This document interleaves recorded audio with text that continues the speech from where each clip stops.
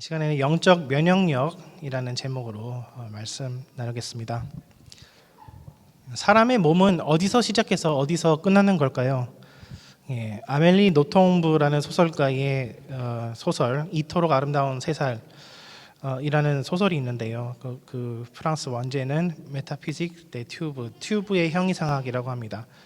인간은 일종의 튜브라는 얘기죠. 사람은 자기 밖에 있는 음식을 먹어서 소화기관이라는 튜브를 통과시킨 후에 배출시킵니다. 근데 사실 모든 생물은 자기 바깥에 있는 영양분을 몸 안으로 가져와서 받아들이는 시스템이 있고요. 또 만일 몸을 해롭게 하는 것이 들어올 때에 그것을 막아내는 처리하는 시스템도 있습니다. 우리는 그거를 면역 시스템이라고 하지요. 병균이 몸에 침투할 때에 백혈구나 또 면역 세포들이 그거를 죽일 수 있으면은 내가 살 수 있고, 만약에 죽이지 못하고 내 몸이 병균에게 지배당하게 되면은 심지어 내가 죽을 수도 있게 되는 겁니다. 우리는 코비드 팬데믹을 겪으면서 작은 바이러스 하나가 얼마나 치명적인 힘을 가질 수 있는지를 경험했습니다. 면역력은 굉장히 중요하죠. 면역력이 약하면은 작은 병균이 들어온다고 할지라도, 굉장히 그 흔해 보이는 감기라고 할지라도 면역력이 없는 중환자실의 환자들한테는 그것이 굉장히 치명적인 병균이 될 수 있습니다. 그래서 감기 바이러스에 의해서 사람의 생명이 앗아질 수도 있는 것이죠. 또 면역력이 나쁘면 어떻습니까? 건강해야지 계속해서 우리가 일을 해 나갈 수가 있고, 그런데 면역력이 약하면은 병에 걸렸을 때에 시름시름 앓게 되며 그렇게 시름시름 앓는 동안에 우리 몸은 아무것도 할 수 없게 됩니다. 영적으로도 마찬가지인 것 같습니다. 영적으로 면역력은 중요합니다. 인간의 영혼은 수많은 정보를 처리하며 많은 사람들과 대화를 나눕니다.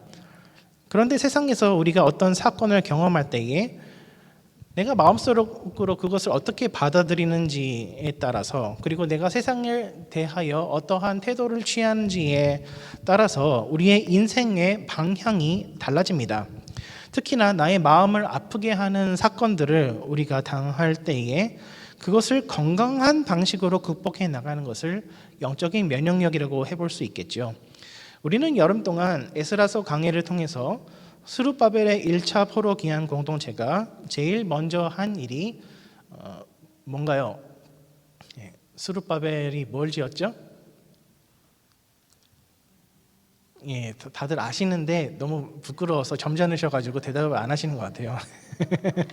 1차 포로 귀환자들은 성전을 지었고, 에스라와 함께 돌아온 2차 포로 귀환자들은 뭘 했죠? 뭘 지은 것이 아니라 율법대로 살아가자 말씀 개혁 운동을 일으켰었죠. 성전을 지은 것은 말하자면 하드웨어이고, 말씀대로 살아보자라고 하는 것이 소프트웨어라면은 이제 그들에게 필요한 것은 인터넷에 접속했을 때 컴퓨터를 지켜주는 백신 프로그램이었습니다.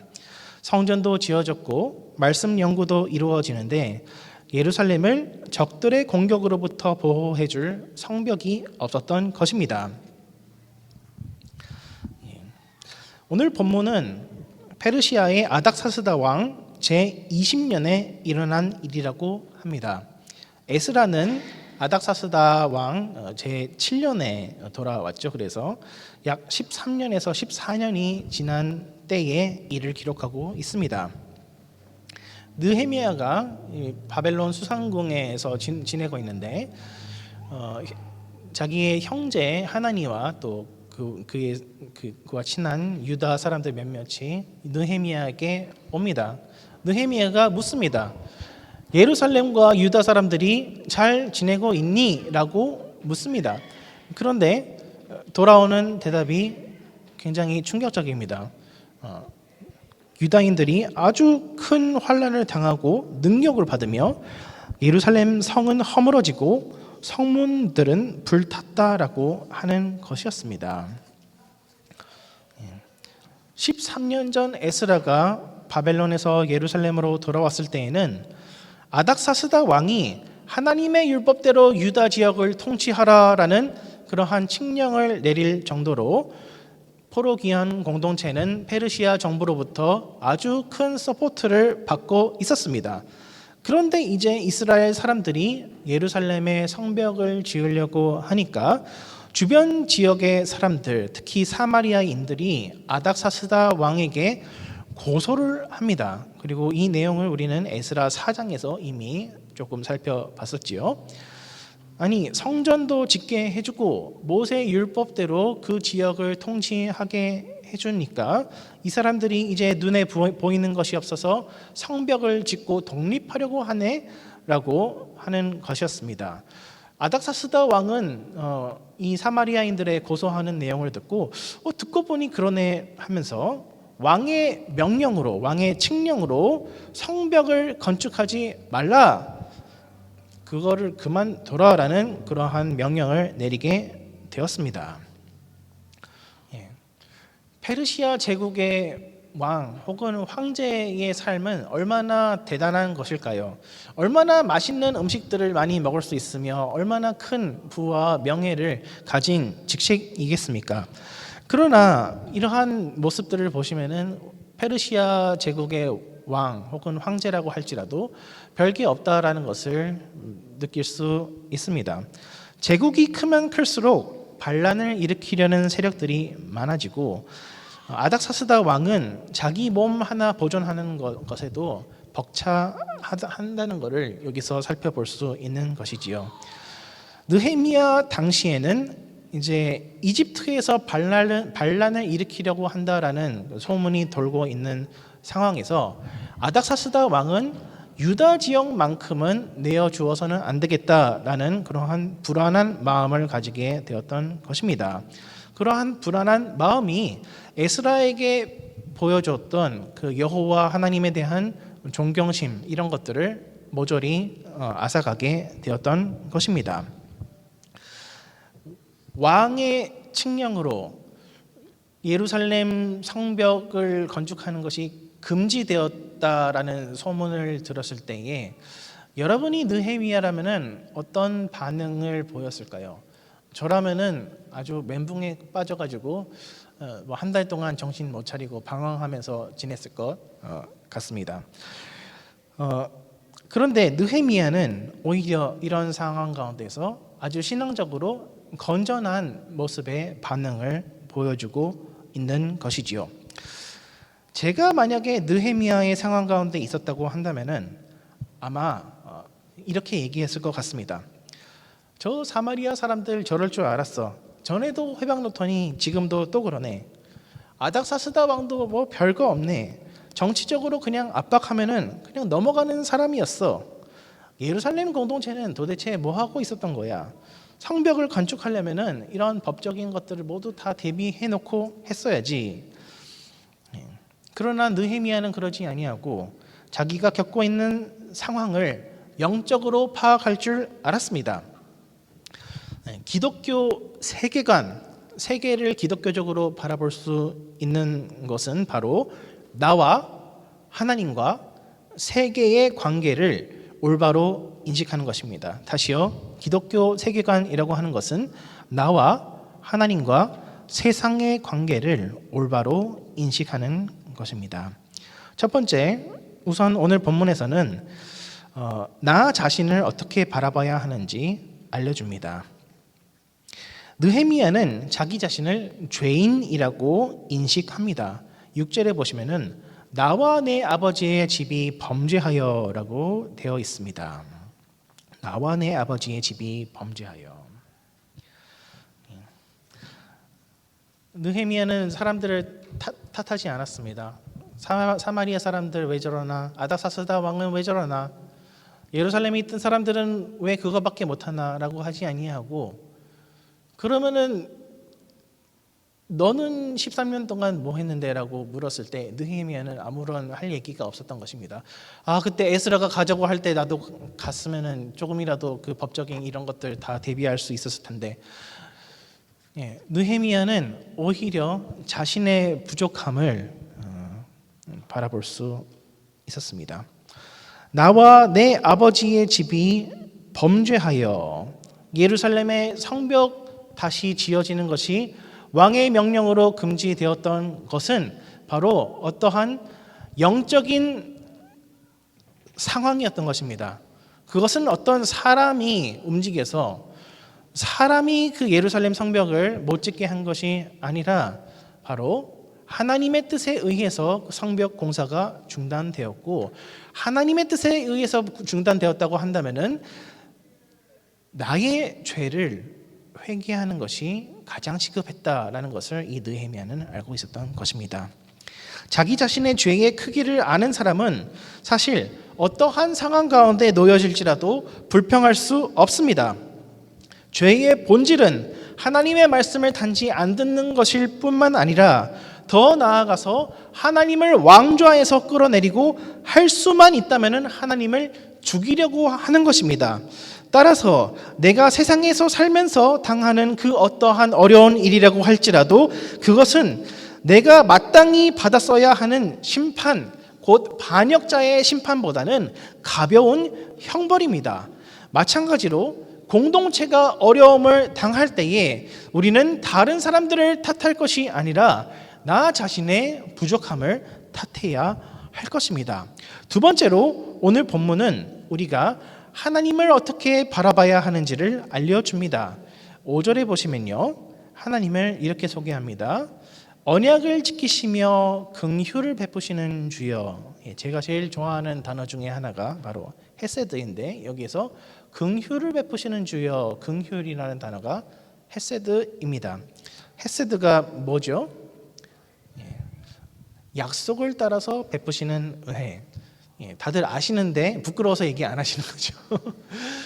약속을 따라서 베푸시는 은혜. 하나님은 누구에게 긍휼을 베푸시는 분이라고 되어 있는지 한번 보시면요, 첫 번째는 회개하는 사람에게 긍휼을 베푸신다. 9절에 보시면은 만일 내게로 돌아와 라고 되어 있죠. 만일 내게로 돌아와, 이 돌아오다라고 하는 말이 바로 회개한다는 얘기입니다. 회심한다는 얘기죠. 회개 또는 회심의 그 회자가 돌이킬 회자이죠. 만일 내게로 돌아오면은 회복시켜 주겠다. 그리고 만일 내 계명을 지켜 행하면은 회복시켜 주겠다라고 약속을 해 주고 계십니다. 그 어떠한 어려운 상황 가운데 처한다고 할지라도 이 말씀만 있으면은 우리는 다시 일어날 수 있습니다. 하나님은 어떤 자에게 회복을 약속해 주신다고요? 바로 자기의 죄를 인정하고 하나님의 뜻대로 살려고 결심하는 자들. 하나님은 선하신 하나님이십니다. 하나님은 우리에게 나쁜 거를 주려고 하는 하나님이 아닙니다. 근데 하나님이 우리한테 좋은 것을 주시려면은 한 가지 필요한 게 있어요. 그거는 바로 우리가 하나님을 신뢰해야 한다는 것입니다. 하나님이 우리에게 좋은 것을 주시리라 라는 것을 믿어야 한다는 것입니다. 그럴 때에 우리는 우리의 잘못을 고백해야 되고 뉘우쳐야 됩니다. 그런데 단지 말로서만 죄송합니다 라고 하는 것이 아니라 우리가 정말로 앞으로 제대로 살아가겠습니다. 다시는 하나님의 영광을 거역하지 아니하고 오로지 하나님의 영광을 위해서만 살아가겠습니다 라고 마음으로 진정으로 돌이키는 사람에게 하나님이 회복을 주시는 거예요. 그런데요, 이 회복 주시는 거는요, 순종할 때만 회복을 주신다라고 하는 거는 이거는 조건부 무슨 거래가 아닌가요? 이거는 그 행위 구원 비슷한 것이 아닌가요? 여기 어떻게 은혜가 있을 수 있나요? 라고 생각할 수도 있을 것입니다. 그런데 한번 생각해 보십시오. 제가 어떤 누구의 집에 초대받아서 그 주인이 그 아주 사랑하는 아주 비싼 꽃병이 있었다라고 상상해 보십시오. 근데 제가 모르고 그거를 깨트렸다고 해보십시오. 그런데 저는 그거를 갚을 수 있는 능력이 도무지 없습니다. 그럴 때에 제가 아무리 죄송합니다, 제가 잘못했습니다, 다시는 제 평생에 살면서 꽃병을 깨트리지 않겠습니다 라고 한다고 해서 그 깨어진 꽃병이 다시 원상복구가 되는 건 아니에요. 거기에 대한 가격이 지불되는 것이 아니고, 내가 죄송합니다, 다시는 꽃병을 깨지 않겠습니다라고 한다고 해서 내가 용서받을 자격이 주어지는 것도 아니에요. 그냥 그 주인이 은혜로만 그 용서를 결정할 수 있는 것이지요.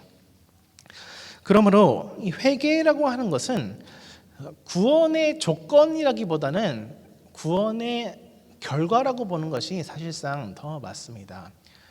하나님이 은혜를 주시지 않으면은 사실 우리는 회개라는 것도 우리의 힘대로 마음대로 할 수 없기 때문입니다. 하나님이 우리의 죄를 보게 해주시면은, 그리고 우리의 마음을 열어서 하나님을 위해서 살아가고자 우리의 마음을 돌리시면은 그 구원의 결과로 우리가 회개하게 되는 것이지,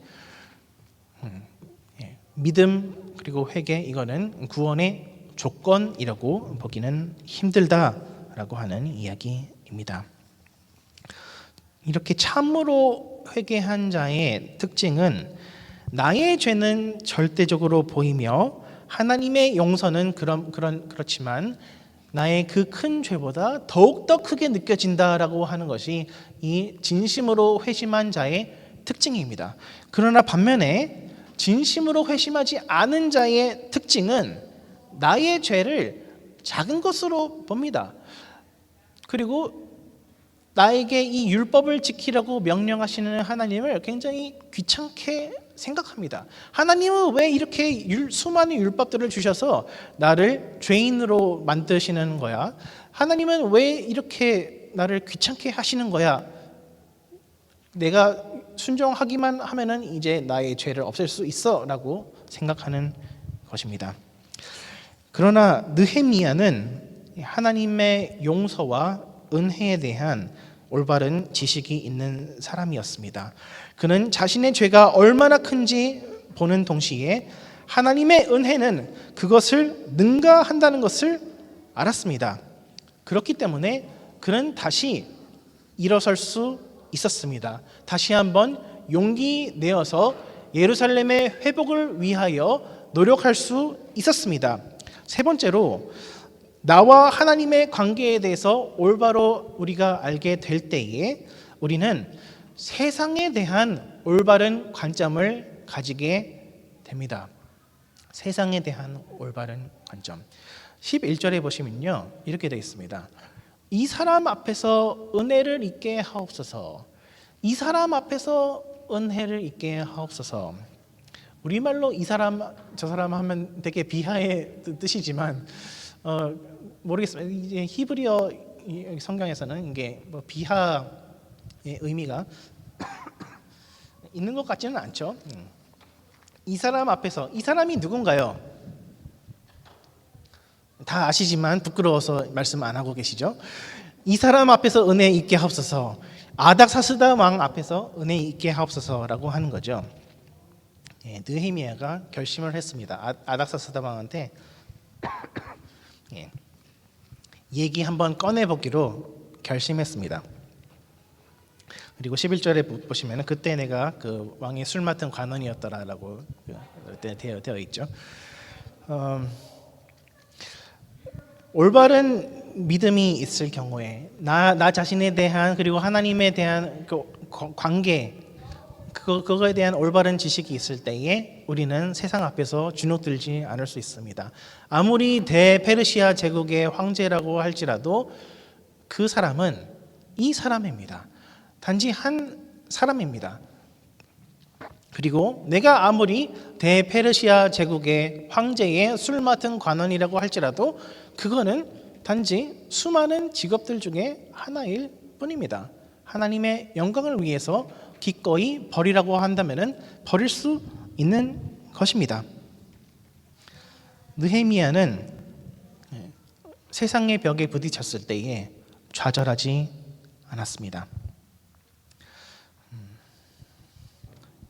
그래서 영적인 면역력을 가질 수 있었던 것이죠. 건강한 세계관이 있을 때에 말씀 안에서 나와 하나님과 세계의 모습을 바라볼 때에 우리는 영적으로 면역력이 있는 신앙인이 될 수 있습니다. 느헤미야의 주제는 성벽 건축입니다. 우리가 아무리 하나님을 예배하고자 하는 마음이 있고 또 그 말씀대로 살아가고자 하는 헌신과 결심이 있다고 할지라도 세상으로부터 우리의 믿음이 공격을 당할 때에 이제까지 이루어 놓았던 모든 것들이 단 한순간에 무너질 수도 있습니다. 우리가 살면서 좌절을 겪는 이유, 살아가면서 멘붕을 당하는 이유는 참된 소망이 아닌 것을 소망으로 삼기 때문입니다. 우리는 나 자신의 능력을 과대평가하며 하나님의 사랑과 능력을 평가절하합니다.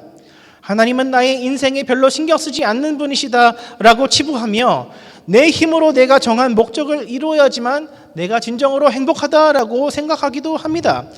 그러나 그러한 방법으로 내가 목표를 이루게 된다면은 나는 하나님 앞에서 기고만장한 삶을 살게 될 것이며 반대로 내가 원하는 목표를 이루지 못한다고 할 때에 우리는 오히려 절망감에 빠져서 더더욱 하나님께로부터 멀어질 것입니다. 그러나 복음 안에서 건전한 정체성을 가진다고 한다면은 나를 향하신 하나님의 사랑이 넘쳐난다는 것을 우리가 알기 때문에 세상의 그 어떠한 큰 문제 앞에 설지라도 우리는 요동하지 않을 수 있습니다. 그리고 우리는 사람들의 비판의 말들을 향해서도 의연하게 대처할 수 있게 됩니다. 사마리아인들은 이스라엘 사람들을 고소고발하여 저들이 역모를 꾀한다라고 주장했습니다. 그리고 그들의 말이 왕에게 받아들여져 성벽은 무너지고 성문은 불탔습니다. 그러나 느헤미야는 이러한 사실에 대한 언급을 전혀 하고 있지 않습니다. 사람들이 나에 대해 틀린 말을 할 때에 내가 나서서 고쳐야 할 때도 있고 그렇지 않은 경우도 있습니다. 아무리 밖에서 공격이 들어온다고 할지라도 예수 보혈로 내가 씻겨졌으면 나를 향한 예수님의 판단이 다른 모든 사람들의 판단을 이기는 것입니다. 나는 죄인이 맞고 내 죄 때문에 상황이 이 지경까지 이른 것이 맞지만 나의 죄는 하나님께 지은 것이기 때문에 하나님이 용서해 주시면 나의 인생이 풀릴 것을 우리는 믿을 수가 있는 것입니다. 그러할 때에 우리는 마치 세상의 정복자로서 의기양양하게 세상을 향하여 과시하는 것이 아니라 용서받은 죄인으로서 겸손하게 그러나 당당하게 세상에 복음을 전할 수 있는 것입니다. 사람을 가장 괴롭게 하는 것도 바로 사람입니다. 우리가 아무리 예배하고 순종하는 삶을 살려고 결단했을지라도 지나가는 사람의 말 한마디 혹은 얼굴 표정의 일그러짐 하나만으로도 이 모든 것들이 무너지기도 합니다. 그러나 참된 믿음은 단지 예배드리고 말씀을 따라 살려고 하는 것을 넘어서서 우리의 전 존재를 하나님께 맡길 때에 완성됩니다. 구원의 투구를 쓴다라고 하는 것은 그 구원의 투구를 쓰고 전장에 나가 있는다라고 하는 것을 의미합니다. 하나님이 나를 구원해 주시리라라는 것을 내가 믿지 않는다면은 우리는 구원의 투구를 머리에 쓰기를 거부하는 것입니다. 그런데요, 이 구원의 투구, 의의 흉배, 믿음의 방패라고 하는 것은 굉장히 신기한 것 같습니다. 그것은 마치 우리가 그것을 어떻게 사용하는지에 따라서 성능이 달라지는 것이 아닌 것 같습니다. 만약에 구원의 투구가 제대로 성능을 발휘하는 것이 우리의 노력에 달려 있다라고 한다면은 그것은 아마도 하나님이 우리에게 불량품을 준 것이겠지요.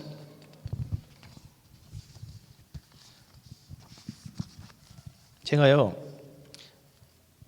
이번 주에 다빈이도 계약을 해가지고 계약하기 전에 마지막으로 놀이동산 한번 가보자라고 해서 그 미시간 어드벤처에 갔습니다. 얼마나 패밀리 프렌들리하고 그 놀이기구들이 고만고만한지 굉장히 귀엽고 뭐 그런데 그 중에서 한두 개는 굉장히 무서운 게 있더라고요. 그 썬더호크라고 해가지고 보통 그 청룡 열차들은 그 놀이기구 위에 사람이 타잖아요. 근데 이거는 위에 놀이기구가 있고 사람이 거기 대롱대로 매여 있어가지고 거기 근데 또 이게 뭐 360도 막 이게 엄청 빠른 속도로 막 이렇게 돌더라고요. 근데 정말 저는 생명의 위협을 느꼈거든요. 그거를 타면서 다빈이가 이거는 꼭 타봐야 된다고 해서 할 수 없이 탔는데, 예. 근데 그 타면서 드는 생각이 내가 안 죽으려면 이거를 꽉 붙잡아야 되겠다는 생각이 드는데, 그런데 그러면서 더 나아가서 드는 생각이 이게 나를 고정시켜주는 나를 잡아주는 이 안전 장치가 고장나 있다고 한다면은 내가 아무리 이거를 꽉 붙잡는다고 해도 이렇게 360도로 막 이렇게 나를 던져대면은 이건 내가 살 수 있는 가망이 도무지 없다라고 해서 그때 저는 아주 큰 깨달음을 얻었습니다. 구원의 투구를 쓰는 거는 내 노력에 따라서 이렇게 성능이 달라지는 게 아닙니다. 하나님이 구원의 투구를 주셨으면은 그냥 그 자체로 내가 안전한 거예요. 놀이기구에 내가 딱 탔으면은 내가 이걸 아무리 붙잡는다고 해도 달라지는 게 없고 놀이기구가 안전하기 때문에 내 생명이 안전한 것입니다. 그런데 구원의 투구를 쓴다라고 하는 거는 투구가 애시당초 왜 필요할까요? 그거 안 쓰면 죽을 수도 있다라는 것을 의미하죠.